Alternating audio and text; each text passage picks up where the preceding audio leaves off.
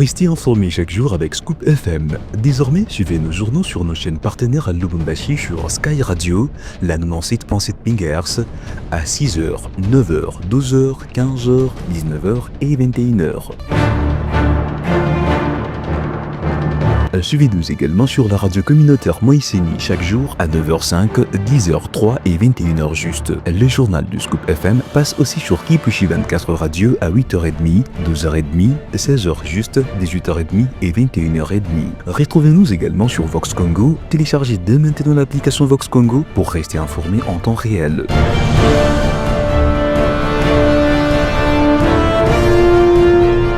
Scoop FM, suivez-nous sur notre page Facebook et sur notre chaîne YouTube pour tout savoir sur l'actualité locale, provinciale, nationale et internationale. Scoop FM, la neutralité réelle. La neutralité réelle.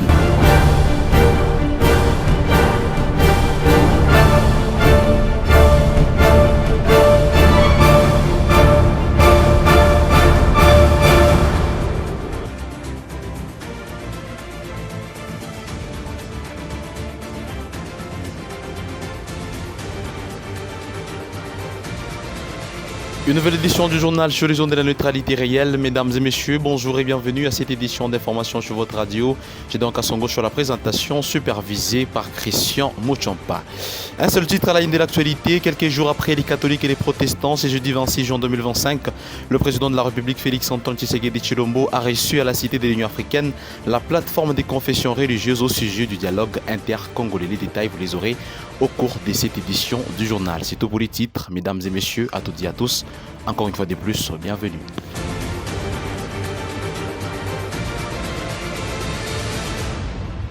Comme je l'ai annoncé dans les sommaires, quelques jours après avoir reçu les représentants de la conférence épiscopale nationale du Congo, SENCO, et celui de l'Église du Christ au Congo, ECC, c'était les tours ce jeudi 26 juin 2025 des représentants des confessions religieuses d'être reçus à la Cité de l'Union africaine par le président de la République, Félix-Antoine Tshisekedi Tshilombo, au sujet du dialogue inter-congolais. Les détails dans cet élément. Conduite par son président, le pasteur Ejiba Yamampia, la plateforme de confessions religieuses a échangé ce soir avec le chef de l'État, Félix-Antoine Tshisekedi Tshilombo, sur leur initiative concernant les dialogues entre Congolais. Nous avons parlé de ce qui s'est dit à propos du dialogue entre Congolais. À ce sujet, nous lui avons présenté qu'il n'y a pas seulement ce que la SENCO et l'ECC proposent, il y a aussi l'initiative interconfessionnelle pour la paix et la réconciliation en République démocratique du Congo que la plateforme met à la disposition des Congolais. Et après nous avoir écouté, le chef de l'État nous a donné quitus de dire « Ok, nous devons travailler, mais toutefois, on doit faire en sorte que les deux parties, SENCO et SCC, et nous puissions à un certain niveau par l'encadrement de l'équipe de la présidence voir comment mettre tout ensemble. » Le président décimé Idriss Katenga a quant à lui fourni des détails importants sur le contenu de cette audience. Nous venons de réitérer notre offre au peuple congolais à travers le président de la République, chef de l'État. Comme son éminence vient de le dire, nous avons le pacte social qui est proposé par nos compatriotes de la SENCO et de l'ECC et qui pour nous comporte certaines limites. Évidemment, c'est une œuvre humaine. Parmi ces limites, nous allons épingler par exemple le fait que c'est une initiative qui vise la refondation de l'État congolais. Alors nous, on ne voit pas la démarcation entre ce que nous pouvons faire comme confession religieuse relevant de la société civile et ce que fait l'État, parce que c'est l'État qui a le pouvoir régalien de définir des politiques de gouvernement. Alors, nous comprenons que c'est une quête de paix. Alors, par rapport à la quête de paix, nous disons, et nous saluons d'ailleurs en passant, les efforts diplomatiques menés par notre pays, parce que si on peut nous reprocher ceci ou cela, mais au moins aujourd'hui, tous les hommes et toutes les femmes de bonne foi reconnaissent que notre diplomatie est très agissante. Grâce à cette diplomatie, nous connaissons qui nous dérange, qui nous agresse, et même si tous les agresseurs s'appuient sur quelques filles et quelques fils du Congo. Grâce à cette diplomatie, nous avons beaucoup de soutien aujourd'hui et c'est ce qui permet d'ailleurs la calmie à l'aise. Mais nous disons que cela n'est pas suffisant. Nous pouvons laisser l'État négocier, mener la diplomatie, mais au niveau interne, qui travaille?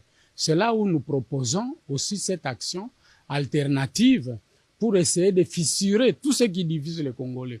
Nous avons décliné à l'intention du chef de l'État quelques exemples des grands conflits qui divisent les Congolais et qui sont instrumentalisés à la fois par les pays étrangers, mais également par les acteurs politiques du Congo.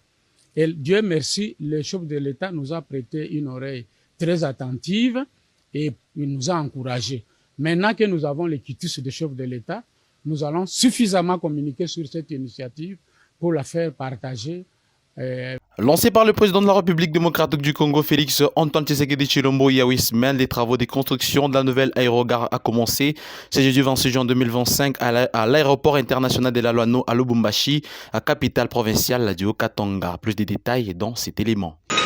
Juin 2025, date butoir, les gros engins tournent à plein régime en plein cœur de l'aéroport international de la Loano à Lubumbashi. Lancé par le chef de l'État, Félix Antoine Tshisekedi Tshilombo, il y a de cela 8 semaines, la construction de la nouvelle aérogare a bel et bien commencé. Il était temps de faire accéder Loano au rang des hubs internationaux. Le gouverneur de province, Jacques Ablakatoué, était sous ce vaste chantier ce jeudi 26 juin 2025.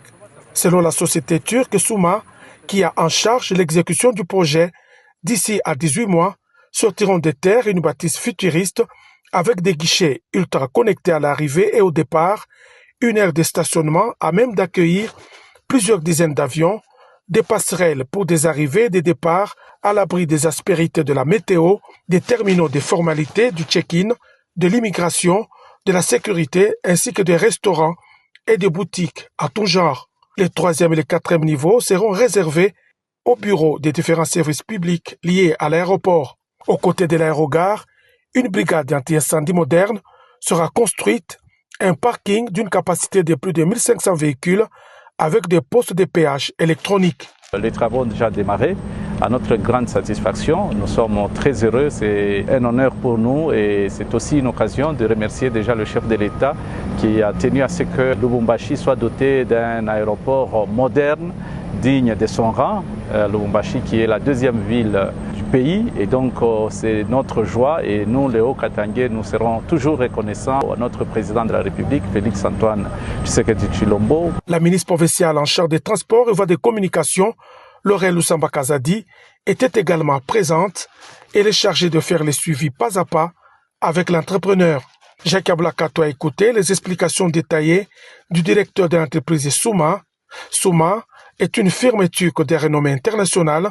Ses ouvrages érigés dans les normes et dans les délais se comptent par dizaines dans plusieurs pays en Afrique et ailleurs. Lubumbashi, 2e ville de la RDC, aura dans moins de 2 ans un aéroport qui sera un carrefour majeur pour les vols nationaux. 12 personnes sur 16 ont été condamnées à mort au tribunal des grands instants d'Écologie, capitale provinciale du Lualaba, dans les dossiers impliquant le ministère public contre 16 jeunes gens de Kisonfou ayant brûlé vif un enfant de 17 ans dans une cabine publique pour jetons de téléphone perdu.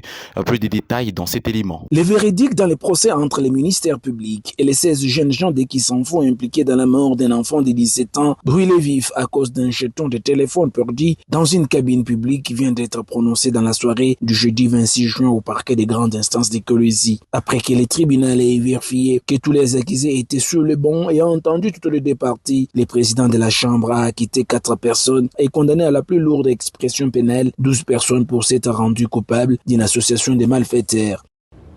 Dit par contre établir en fait comme en droit les infractions d'incendie volontaire, de destruction méchante et d'association de malfaiteurs, mise en charge de prévenir Moutamba Abdoul Fils, Mangabu Mukanya Sandra, Mbumba Lukunga, Mulokwe Kalonge Carlos, Mutombo Kapit alias Marcel, Kalonge Esaïe, Mukembe Shaishai Martin, Malumba Kalonge Marius, Kashala Shalo Kasamba Oscar, Ilungadi Boyanik, Chibangu Paul et Moyaya Mukadi Junior.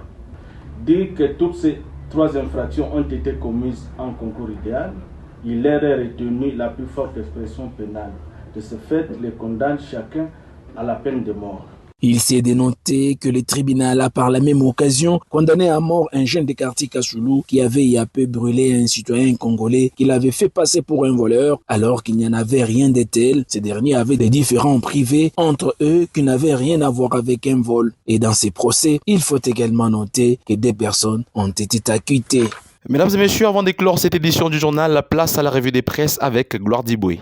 Bonjour à tous, deux principaux titres pour cette revue de presse. Bienvenue à tous. RTNC pensait des titres à la une. Coopération RDC-Japon. Après Tokyo, Judith Suminwa séjourne à Osaka. Après plusieurs temps forts à Tokyo, la première ministre Judith Suminwa Toluka est arrivée ce jeudi 26 juin 2025 à Osaka au Japon en mettant à l'honneur la culture congolaise et les opportunités d'investissement. Peu avant son départ, la chef du gouvernement a visité l'ambassade de la République démocratique du Congo à Tokyo pour rendre compte des conditions des travail. À Osaka, Judith Suminwa va prendre part au forum d'affaires RDC-Japon axé sur la promotion des partenariats dans les mines, l'agriculture, les infrastructures et les technologies, poursuit ses médias en ligne.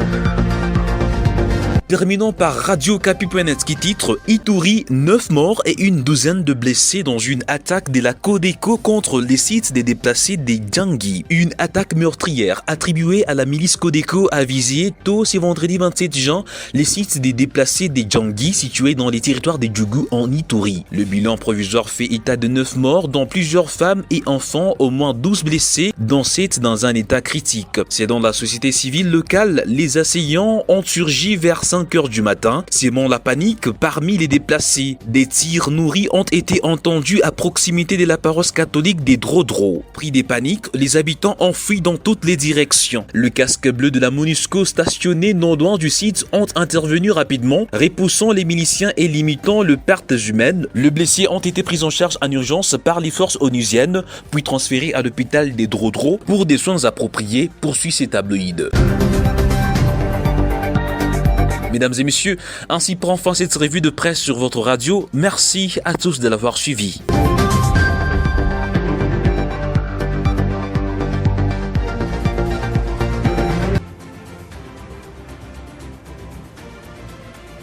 C'est la fin de ce journal sur les ondes de la neutralité réelle. Merci à vous de l'avoir suivi de partout. Le rendez-vous est pris pour demain avec le même et réel plaisir de vous informer. Au revoir.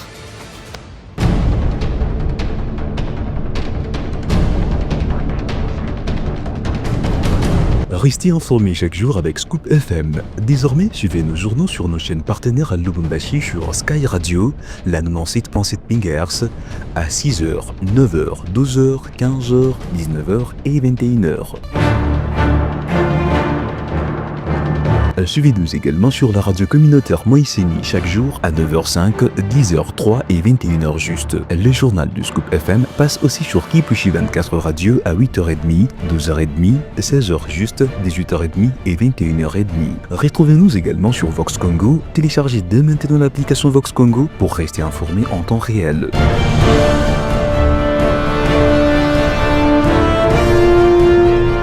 Scoop FM, suivez-nous sur notre page Facebook et sur notre chaîne YouTube pour tout savoir sur l'actualité locale, provinciale, nationale et internationale. Scoop FM, la neutralité réelle. La neutralité réelle.